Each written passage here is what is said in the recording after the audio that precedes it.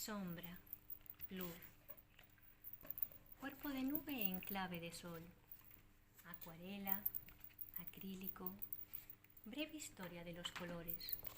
Estamos hablando de ilustración, el grabado, el aguafuerte y técnicas afines. Pintar con las manos, donde vive la emoción. Lápices de colores, dibujo, el texto iluminado con pluma y pincel. Colores, oh los colores. Alfabeto fantástico en el país del alma. Pintar con ceras.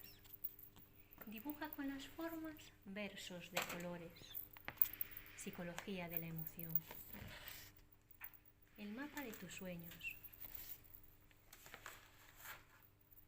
Eso quiero. Vida,